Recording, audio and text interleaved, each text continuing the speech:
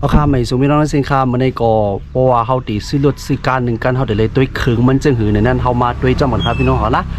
สังว่าเผยตีการซื้อรถซื้อการเนี่ยก็อย่าไปลืมตัวคลิปวิดีโออันในก่อนครับนะก่อนเขาตีการซื้อรถซื้อการครับพี่น้องเหรอนะยำลาดด้วยครับพี่น้องเหรอนะอันเป็นบอดี้จะนั่นครับนะว่าเขาเดี๋ยวตัวจึงหือว่ารถก้าวนั้นยำผ่ามาอ่ำยำผ่ามาย่อก็ไล่ตัวมันเนี่ยก็ขายำเฮ็ดว่าย่อครับพี่น้องเหรอนะสังว่าพี่น้องเขาก็เลยอ่ำไปเลยตัวเนี่ยก็ตัวขึ้นตั้งหลังอะไรคณะพี่น้องคณะมันได้ขาดมันลัดเนี่ยเคืองมันคณะพี่น้องคณะเคืองมันว่าเขาติดเลยด้วยจึงหือหนังหือรถก้าวเขานั่นติดเลยเคืองอันดีมันเนี่ยกันเนาะจะว่ายากเคืองอันกวายเป็นมาขายบนเขาคณะพี่น้องคณะมาค่ะคณะรัดในพี่น้องเขานะในครับพี่น้องเขานะในเป็นการหนึ่งกันคณะพี่น้องนะรถหนึ่งกันคณะเจ้ากับรถหนึ่งกันการหนึ่งกันคณะพี่น้องเคืองมันเด่นเหมือนในคณะพี่น้องคณะบางรุ่นบางเมี่ยวบางอันก็มันเด่นเหมือนกันคณะด้วยการไล่ตัวมันก็เหมือนกันนั่นแหละเลยพี่น้องเขาเนี่ยอันดังสุดขนาดเขาด้วยจอมหอบคืนเขาก่อนค่ะนะจอมหอบคืนเขาว่ามันมีอย่างรูดมันมีอย่างขาดก่อนค่ะเนี่ยอันดังสุดมาตัวเนี่ยค่ะนะพี่น้องนะลืมตั้งแต่ซื้อในมาเนี่ยกันเนาะในเป็นเอียกันไหนหนาค่ะนะเอียกันไหนหนาก็เขาหมีบด้วยจำโตค่ะเนาะหมีบด้วยค่ะนะพี่น้องนะเพราะว่ามันกิกแตกค่ะนะพี่น้องนะมันกิกแตกค่ะเนาะเพราะว่ามันมีการเจอการของมันหือกระบอกเนี่ยมันกิกแตกค่ะนะหมีบด้วยค่ะนะว่าจังมันแตกจังมันเป็นหือค่ะเนาะลืมมาจมค้างในจะในค่ะนะพี่น้องนะจะด้วยปักไฟใส่ไฟจะหลุดขนาดเยาก็มาตีไก่หมอน้ำขนาดพี่น้องนะอันนี้เป็นหมอน้ำเยาก็เป็นแผงแอร์นะหมอน้ำกับแผงแอร์ขนาดว่าด้วยว่าจ่องมันมีห้อยขูดห้อยขีดห้อยป่องสังขนาดนี่นะสองด้วยเขานั่นมันเดือดหันนะพี่น้องเขานะมันเดือดหันแพงขนาดเราบ่มพันเนี่ยก็ด้วยมาตั้งนานในพี่น้องเขาหันนั่นเลยด้วยเนี่ยก็หันนะว่าจ่องมันมีห้อยขูดห้อยขาดอย่างจ่องมันอย่างปล่อยขนาดในพี่น้องเขานะทางในขนาดเจ็ดตัวไหนขนาดเจ็ดตัวจอมค้างขนาดนะจอมเปิดช่องเปิดถี่เขาเนี่ยก็เจ็ดตัวขนาดพี่น้องเขานะว่าโคปิเทนั่นดีฝาคอฟิวนั่นมันมันเป็นหือเนี่ยคณะพี่น้องนะเพราะเขาเจ็ดในเย้าเขาเนาะเย้าก็เขามาเคืองคณะพี่น้องนะเคืองในเขามาด้วยคณะเคืองเนี่ยจงขีมุกย่อยคณะพี่น้องเขาเนี่ยจงขีมุกย่อยคณะมาเจ็ดจนในคณะพี่น้องนะอินเจไว้จงมันโหลงมาในคณะพี่น้องนะเจ็ดด้วยกันคณะเอาไผ่ถาดไอ้ก็สองด้วยคณะพี่น้องนะจำจะในคณะนี่เป็นจอมสายพานนั่นก็เจ็ดด้วยคณะว่าไอ้ลูกลอกสายพานเท่านั้นลูกลอกปังอาโจนั่นจอมมันกอยเนี่ยเป็นหื้อเนี่ยคณะมันพอเอาไผ่ถาดไอ้ก็สองด้วยเนี่ยมันหันคณะพี่น้องนะจำจะในคณะเมื่อไปสตาร์นะอันนั้นไปสตาร์นะเจ็ดด้วยคณะน้ำมันคงน้ำมันเคืองตั้งไตตั้งเนื้อจอมค้างได้เนี่ยก็เจ็ดด้วยกันคณะเพราะเจ็ดนั้นเคืองยอกออกมาเจ็ดสายไฟคณะผมหลงคู่ครับพี่น้องนะผมหลงคู่ก็แค่เขามาเจ็ดตัวว่าสายไฟเท่านั้นจอมมันฮักอีหังเนี่ยจอมมันเป็นของออริจินเนี่ยมันอยู่5เนี่ยคณะพี่น้องเนี่ยมาเจ็ดตัวเนี่ยคณะจอมสายไฟเนี่ยคณะโบเจ็ดเนี่ยเขาเดี๋ยวหันคณะพี่น้องคณะเหมือนจังไหนเขาหันคณะพี่น้องหันเนี่ยไอ้ตอเนี่ยเขาเลยใส่มากคณะพี่น้องคณะลองหันนั่นแหละอันนั้นเป็นตอเป็นฮิตเตอร์เป็นตอเหมือนจังว่าอันนี้มันเป็นรถยุโรปเนาะมันได้มีเอไมกับเอเย็นนั่นคณะพี่น้องแล้วเขาเลยใส่เอไมมากเลยแล้ว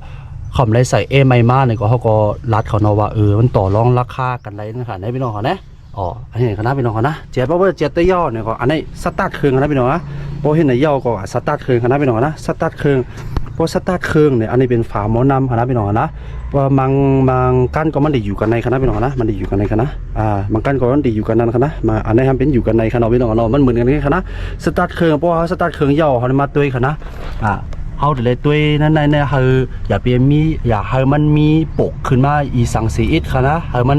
เย็นให้มันนิ่งให้มันเย็นลงไว้คณะเพราะสตาร์ทคณะให้มันเย็นนิ่งลงไว้คณะอย่าให้ว่าสตาร์ทยกปุ่งขึ้นมาเนี่ยได้คณะเลยว่าคือเขาไกวก็มีคณะพี่น้องคณะอันนี้ลองใหญ่คณะอย่าไปปันให้ป้อนอย่าไปปันให้ปุ้นปกอีสังออกมาสิว่าให้มันอยู่นิ่งไว้ทางเย็นไว้ทางกล้วยมันคณะพี่น้องคณะอย่าไปปันออกมาอีสังสีอิดคณะอันนี้ก็เป็นตีลองใหญ่ตีหนึ่งคณะเย้าก็มาแทงเพราะว่าอันนี้เย้าก็มาแทงน้ำมันเครื่องคณะพี่น้องนะน้ำมันเครื่องในอันนี้สตาร์ทไว้อยู่คณะพี่น้องนะเขาสตาร์ทไว้อยู่เนาะจันนี่เป็นตัวแตกน้ำมันเครื่องคณะจะจันขึ้นมาคณะจันขึ้นมาเย้าก็ตัวอายคณะพี่น้องนะมันดีมีก้อนคณะว่าจ่อมันมีก้อนมีอายขึ้นมามันเป็นก้อนขาวๆขึ้นมาคณะพี่น้องเนาะเพราะว่าก้อนขึ้นมาเลยว่าเครื่องเขานั่นหลวมเย้าคานะพี่น้องคณะมันก็ดีมีหลายเมี่ยวก่อนคณะผมจะว่าจันขึ้นมาเย้าสีว่าก้อนออกเลยว่าเครื่องมันหลวมในกำเร็วก็ไปใจคณะไว้กาเขาว่าลายตัวมันง่ายๆทั้งนั้นค่ะไหนพี่น้องเขาเนี่ยลายตัวมันง่ายๆนั่นค่ะเนาะอันนั้นก็จะตัวกันนะจันขึ้นมาเย้าก็ตัวว่า ไอจ่องก้อนมันออกมากันนะอันนี้สตาร์ทไว้นะพี่น้องเขาสตาร์ทไว้นะแต่เลยลาดว่าสตาร์ทไว้นะก็จะว่าสตาร์ทเด็กก็จันขึ้นมาเนี่ยได้มันกลมใจกันนะสตาร์ทไว้ยาก็จันขึ้นมาด้วยว่าจ่องก้อนมันออกมาในคณะมันติ่มเลยออกคณะพี่น้องเขานะสองมันออกเนี่ยเขาจังวางครับพี่น้องเขานะยาก็อันนี้เขาสตาร์ทไว้อยู่คณะสตาร์ทไว้อยู่แล้วก็เปิดฝาในอีเขาอย่าไปเปิดแห้งๆครับอยู่คณะเปิดฝาไว้คณะเปิดฝาไว้อีค่อยๆอย่าเปิดแล้วร้อยคณะพี่น้องเขาเปิดร้อยเพราะว่านั่นมันคือมันดิผูกขึ้นมาคณะอันในคาเฮ็ดนี่กันนะเขาจะขำเลยสตาร์ทกันเนาะเขาเปิดได้เรียบร้อยกันนะแล้วก็เอาไปทัดไอ้ก็ส่องด้วยกันนะพี่น้องนะว่านั่นมันคือเขาจะจ่องปรุงขึ้นมาออดเนี่ยครับพี่น้องเพราะว่ามันดีปั๊มอินจินไว้ตั้งไตนั่นมันดีหลุดนั่นมันเคืองขึ้นมาตั้งเหนือก็มันดีเลยมันเลี้ยงตั้งวาวตั้งเหนือเนี่ยครับพี่น้องเนาะอันนี้ก็เป็นไล่ตัวมันเนี่ยนะเดี๋ยวก็อันนี้พอให้ในเย้าก็รับเครื่องนะพี่น้องนะรับเครื่องพอรับเครื่องเนี่ยมาเปิดผ่าเดี๋ยวอันนี้ตัวทางกั้มนะพี่น้องเขาดีเลยหันตั้งในกั้มเดียวครับพี่น้องนะตั้งในเนี่ยพี่น้องเขาดีหันว่าเพราะว่าไปทาเดี๋ยวเขาช่องได้ดีหันว่าเอ้ยเนื้อเครื่องเขาเนี่ยจ่องมันใสมันเป็นหือจ่องมันมีห้อยอีสังเนี่ยในพี่น้องเขาด้วยกันในหันกั้มเดียวนะที่ไหนครับพี่น้องนะเพราะว่าเอาเยาก็เขาก็ปิกอันนี้ก็เขาก็ปิกขึ้นเนียนๆเนี่ยกันเนาะเยาก็เขาก็ในรั่วเท่ากันนะพี่น้องนะเขาในรั่วเท่าไหนแล้วก็สตาร์ทด้วยกับพี่น้องเขานะสตาร์ทด้วยเขานะว่าเฮ้ยในรั่วเท่านี้เอียงจะได้ปั๊บคณะพี่น้องขยำสอนเย้าคณะพี่น้องเขานะว่าอะไรเป็นอะไรอีสังเป็นอีสังในขยำสอนพี่น้องเขานะจะในคณะสองพี่น้องเขาก็เลยไปไล่หู้ไล่เปิดเย้าเปิดเฮ็ดมาอีสังจำจะในนำว่าน้ำเนี่ยขยำเฮ็ดเนี่ยพี่น้องเขาเย้าคณะสองพี่น้องเขาก็เลยไปไล่ด้วยก็ด้วยกันเลยคณะพี่น้องนะ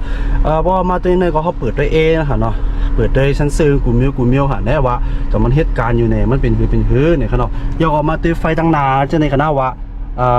กีความพรอันนี้เป็นกีความพรเนาะเพราะคืนเข้าไม่มันดีคืนนะ2 คืนน้ำมัน2 คืน2 มาน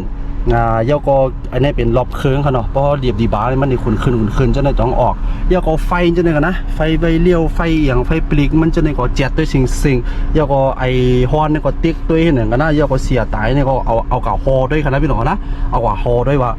มันเป็นเนี่ยมันติดเลยคู่กันครับพี่น้องนะอันนี้ก็มีหมอกในครับพี่น้องกันนะอันนี้เป็นเครื่องกันนะมันตียาวอินยาโกหูมันตีย้อยอินครับพี่น้องกันเนาะอันคารามาทั้งหมดนี่ก็มันตีตกหล่นสีมิวอยู่คณะพี่น้องกันนะ2มันตกหล่นอีสังพี่น้องเขาใครหู้อีสังนี่ก็คอมเมนต์ไว้เลยคณะพี่น้องกันนะคดีมาเฮ็ดคลิปสีเยามาลัดนี่พี่น้องเขาแทงนี่ครับเนาะค่ะอันนี้ก็ไล่ตัวเครื่องมันง่ายๆนี่คณะพี่น้องค่ะ2ไม่ไว้ว่ามันง่ายก็มันก็ตีง่ายคณะพี่น้องกันนะค่ะยินจมขอบใจพี่น้องเขาค่ะเหมือนสงค่า